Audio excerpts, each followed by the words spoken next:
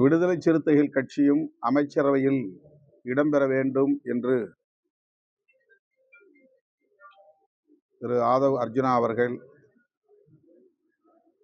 வெளிப்படையான அழைப்பை முன்வைத்தார். இந்திய யூனியன் முஸ்லீம் லீக் மற்றும் விடுதலை சிறுத்தைகள் கட்சி ஆகிய இரண்டு கட்சிகளும் தவேக தலைமையிலான இந்த அமைச்சரவையில் இடம்பெற வேண்டும் என்கிற வெளிப்படையான அழைப்பை அடுத்து எமது கட்சியின் பொதுச் செயலாளர்கள் உள்ளிட்ட முன்னணி பொறுப்பாளர்களோடு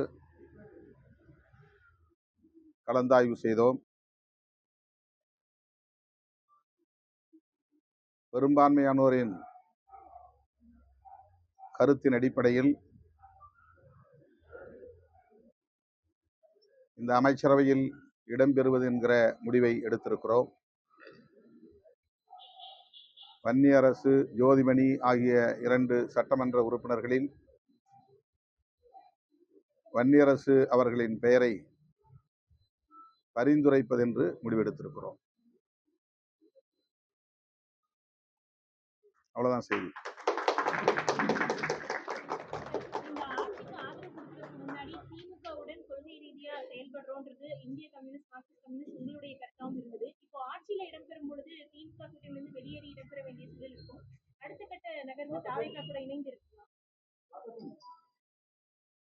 இன்றைக்கு அமைச்சரவையில் நாங்கள் இடம்பெறுகிறோம் என்கிற அறிவிப்பை மட்டும் வெளியிடுகிறோம்.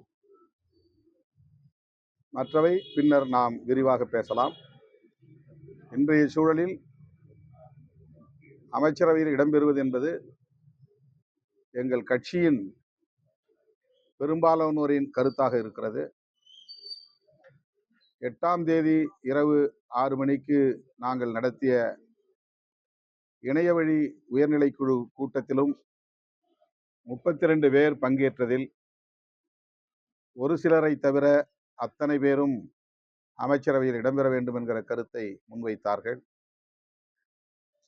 நிறைவாக தலைவர் என்ன முடிவெடுத்தாலும் அதற்கு கட்டுப்படுகிறோம் என்கிற நிலைப்பாடு மேற்கொள்ளப்பட்டது. அதனை ஒட்டித்தான் 9ஆம் தேதி முற்பகல் பொதுச் செயலாளர்கள் சிந்தனை செல்வன், ரவிக்குமார் ஆகியோரோடு நான் உயர்நிலைக்குழுவின் முடிவை முன்வைத்து கலந்தாய்வு செய்தேன். நிறைவாக நாங்கள் வெளியிலிருந்து ஆதரவு அளிப்பது என்கிற முடிவை எடுத்தோம். நிபந்தனையற்ற ஆதரவை நல்குவது என்கிற முடிவை எடுத்தோம். அதன் அடிப்படையில் தான் ஆதரவு கடிதத்தையும் வழங்கினோம். செய்தியாளர்களிடையே பேசுகிற போது வெளியிலிருந்து ஆதரவு நல்குவது என்பதை உறுதிப்படுத்தினோம். ஆனாலும் கட்சியின் முன்னணி பொறுப்பாளர்கள் அமைச்சரவையில் இடம்பெற வேண்டும் என்கிற கருத்தை மீண்டும் மீண்டும் வலியுறுத்தி வந்தார்கள். என்றாலும் கூட நாங்கள் அதை மீளாய்வுக்கு எடுத்துக்கொள்ளவில்லை. இந்த சூழலில் தவேக தரப்பிலிருந்து வெளிப்படையான அழைப்பு வந்தது.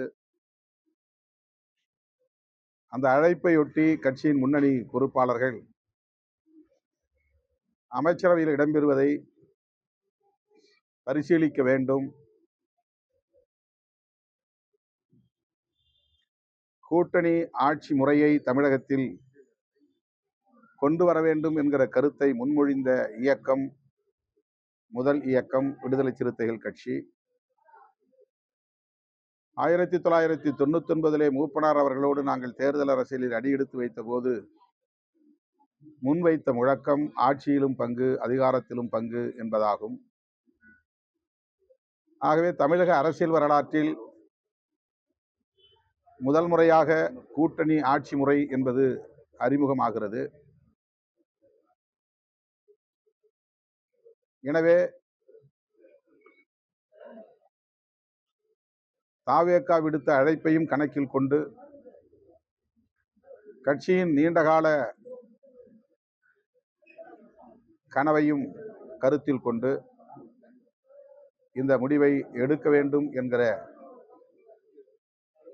நிலைப்பாட்டை பெரும்பான்மையான பொறுப்பாளர்கள் முன்வைத்திருக்கிறார்கள்.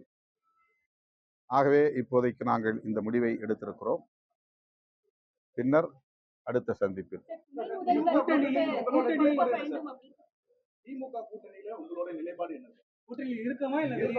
இதெல்லாம் நான் நாளைக்கோ நாளை மறுநாளோ உங்களை அழைத்து பேசுவேன். இது நான் அழைக்காம நீங்க வந்திருக்கிறீங்க, உங்களுக்கு தகவல் கொடுத்துருக்குறோம்.